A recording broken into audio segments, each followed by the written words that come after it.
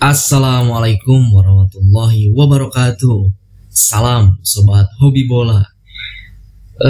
Pertama-tama saya ucapkan selamat kepada tuan rumah Qatar yang menjadi juara Piala Asia U23.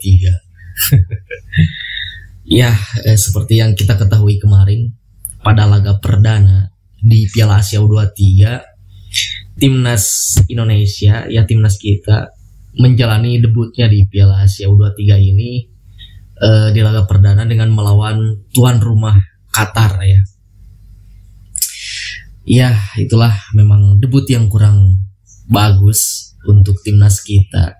Ditambah lagi dengan kepemimpinan wasit yang memang sangat-sangat merugikan bagi timnas Indonesia dan sangat-sangat menguntungkan bagi tuan rumah. Jadi memang dari awal di babak pertama seperti biasa, karena ini adalah debut kita, debut timnas U23 kita di ajang Piala Asia U23, bermain di hadapan puluhan ribu supporter tuan rumah. Memang di awal babak pertama ini timnas Indonesia agak-agak masih grogi ya, masih salah passing, keputusan-keputusan yang kurang tepat, masih seperti itu, dan beberapa kali diserang oleh tuan rumah Qatar. Namun serangan tuan rumah Qatar pun ini tidak menakutkan ya. Seperti halnya banyak para pengamat bilang bahwa memang Qatar ini tidak, ya betul, tidak sesuperior pemain seniornya gitu, timnas U23 Qatar ini. Dan kepemimpinan wasit pun saat awal laga hingga pertengahan itu berjalan baik-baik saja, seperti halnya pertandingan yang normal gitu. Namun seketika ketika di pertengahan babak pertama menuju akhir, lebih tepatnya saat waktu itu setelah Rafael Struijk mendapatkan peluang yang cukup bagus, waktu itu dia melesakan placing dan membentur tiang gawang dari Qatar. Nah, setelah itu baru kepemimpinan wasit ini terasa berubah ya, terasa benar-benar merugikan timnas kita gitu. Tidak lama kemudian, sebelum berakhirnya babak pertama, Qatar mendapatkan penalti, dan penalti ini pun keputusan dari wasit ini benar-benar sangat aneh gitu ya. Karena ini ya kita bisa lihat semuanya bahwa memang itu masih bisa diperdebatkan nih, pelanggaran dari Rizky Ridho ini masih bisa diperdebatkan. Pada awalnya memang wasit tidak memutuskan itu pelanggaran, tetapi beberapa lama kemudian mungkin ada instruksi dari wasit di ruangan VAR bahwa untuk wasit utama untuk mengecek VAR, dan di sana terlihat kan adalah checking penalty impossible, di situ bisa kemungkinan penalti. Lalu tiba-tiba akhirnya wasit utama melihat VAR, dan ini sangat lama sekali, mungkin dia agak-agak bingung juga ya apakah ini penalti atau tidak, dan akhirnya wasit memutuskan itu penalti. Nah, di sini kita lihat di beberapa tayangan ulang, beberapa media juga bahkan sempat ngepost gitu pelanggaran dari Rizky Ridho ini. Ya menurut saya ini 50-50 yang masih bisa diperdebatkan, karena Rizky Ridho itu melihat bola dan dia posisinya ada di depan, terkecuali memang dia posisinya ada di belakang dan ada unsur kesengajaan. Dan ada yang bilang bahwa itu benar penalti karena itu sikut.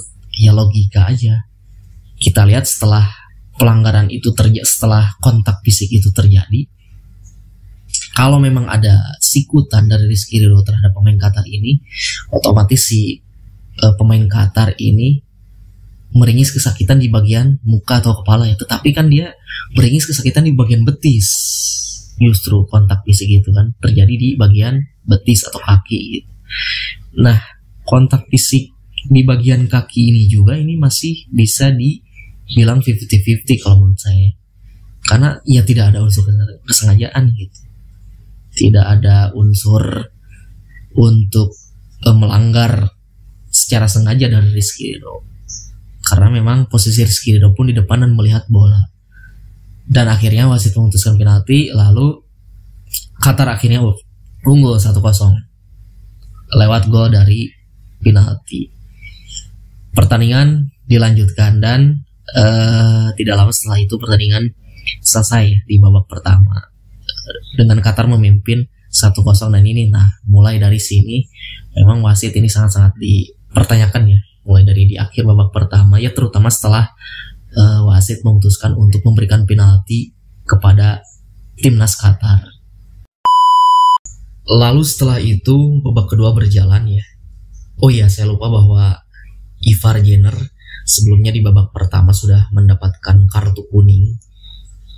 Waktu itu kalau tidak salah pada menit ke-14 saya mencatat ya, Ivar Jenner melanggar pemain Qatar lalu diganjar kartu kuning oleh wasit dan tidak diberikan peringatan terlebih dahulu ya. Nah setelah itu babak kedua berjalan, tidak lama kemudian akhirnya Ivar Jenner dianggap melakukan pelanggaran terhadap pemain Qatar oleh wasit, lalu diberikan kartu kuning kedua dan akhirnya Ivar Jenner harus keluar dari lapangan karena kartu merah akibat mendapatkan kartu kuning kedua.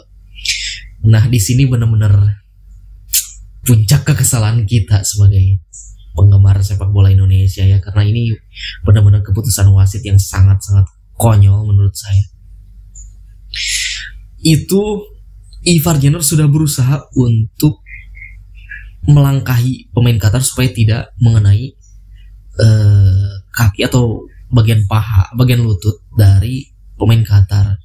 Bahkan kalau menurut saya itu, ketika saya melihat beberapa kali tayangan videonya, itu bahkan tidak mengenai full sepatu dari Ivar Jenner ya, atau mungkin hanya terkena anginnya saja gitu dari full sepatu Ivar Jenner. Dan wasit di situ langsung memberikan kartu kuning, bahkan tidak mengecek VAR sama sekali loh di situ. Nah di sini benar-benar sangat-sangat jengkel sekali ya saya melihat kepemimpinan wasit ini benar-benar sangat dipertanyakan. Dan akhirnya di awal babak kedua Indonesia bermain dengan 10 pemain. Nah justru setelah timnas kita bermain dengan 10 pemain, nah di sini saya melihat daya juang para pemain, fighting spirit para pemain ini benar-benar luar biasa ya. Justru 10 pemain kita ini menguasai pertandingan gitu, menguasai bola. Bahkan Qatar pun hanya memiliki beberapa peluang saja dan itu pun tidak membahayakan. Dan setelah itu Qatar mendapatkan free kick. Waktu itu kalau tidak salah pelanggarannya dari Witan Sulaiman, itu pun masih bisa diperdebatkan ya, 50-50. Hanya bisa dilihat itu berebut bola dengan pemain Qatar dan bola pun juga terkena kepada wasit. Akhirnya wasit memberikan free kick kepada Qatar dan disinilah gol kedua Qatar terjadi. Ya oke lah, kita akui di sini free kick yang dilakukan oleh pemain Qatar luar biasa, itu akurasinya yang benar-benar bagus. Tetapi di sini ada kesalahan mungkin dari para pemain ya, terutama Hernando Ari kiper, posisi dia kurang tepat, terus juga pemain dengan membentuk pagarnya juga kurang pas untuk menghalangi free kick dari pemain Qatar. Jadi ketika pemain Qatar melepaskan tendangan, tidak terhalau oleh pagar para pemain dan Hernando Ari pun sangat jauh untuk menjangkau ke sisi kiri dari gawangnya. Bola membentur tiang dalam dan akhirnya bola masuk ke dalam gawang. Nah di situ, oke lah, ini gol yang berkelas ya dari Qatar.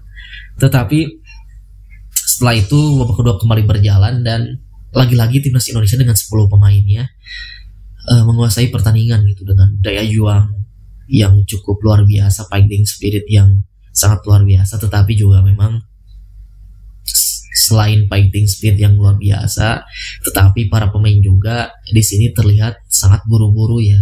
Ketika ingin bermain cepat, melakukan serangan balik, seringkali para pemain kita terburu-buru untuk mengambil keputusan. Jadi ketika akan melepaskan passing ke teman, melepaskan umpan-umpan itu masih banyak kesalahan gitu, masih bisa terbaca oleh para pemain Qatar. Tetapi di sisi lain juga memang ketika duel-duel terjadi, padahal itu duel ringan, lagi-lagi wasit memberikan pelanggaran terhadap para pemain Qatar gitu. Ini benar-benar keputusan wasit yang sangat-sangat merugikan bagi timnas kita. Dan di penghujung babak kedua, Ramadan Sananta juga terkena kartu merah. Oke lah, ini bisa dibilang mungkin layak juga ya mendapatkan kartu merah karena itu jelas menginjak. Tetapi juga ada beberapa keputusan wasit yang sangat-sangat aneh. Ketika Witan Sulaiman dilanggar waktu itu dari belakang oleh para pemain Qatar, itu tidak diberikan kartu merah, padahal wasit sempat mengeluarkan kartu merah, tapi tiba-tiba dia mengubah menjadi kartu kuning, dan itu pun tidak mengecek VAR gitu. Lalu juga ada Marcelino yang melakukan akselerasi dari tengah menuju ke kotak penalti lawan, akhirnya beberapa meter dari kotak penalti dia didorong, tetapi itu tidak diberikan pelanggaran oleh wasit, dan itu sangat-sangat dipertanyakan ya. Dan memang ini selain kita ini debut yang kurang bagus, ditambah dengan kepemimpinan wasit yang kurang baik juga. Jadi ya semoga di pertandingan-pertandingan berikutnya para pemain kita bisa lebih evaluasi dari pertandingan melawan Qatar ini, para pemain lebih tenang ketika akan mengambil keputusan. Umpan-umpan pun jangan sampai salah umpan lagi di pertandingan selanjutnya. Dan semoga di pertandingan-pertandingan selanjutnya wasitnya sangat-sangat netral ya, sangat-sangat mendukung untuk pertandingan. Dan bahkan setelah selesai pertandingan pun di press conference, Sintayong mengatakan bahwa ini bukan pertandingan sepak bola, tapi ini adalah acara komedi katanya. Dan penerjemah dari Sintayong pun, Cheong Sok Seo, juga mengatakan bahwa memang satu hari sebelum pertandingan kita mengecek kondisi lapangan itu dari hotel sekitar 8 menit. Dan pas hari H-nya, pas hari H pertandingan, kita itu dari hotel ke stadion itu perjalanan selama 25 menit ya. Kita dibawa dulu muter-muter oleh pihak dari si drivernya ini, si busnya ini ya. Dan itu sangat-sangat janggal sekali. Nah itu mungkin ada beberapa kejanggalan selain dari keputusan wasit, dari operator pertandingan pun juga. Ya semoga di pertandingan-pertandingan selanjutnya ini tidak terjadi lagi ya, khususnya untuk timnas kita, timnas Indonesia. Oke, sekian dari saya. Terima kasih, sampai jumpa lagi di video selanjutnya.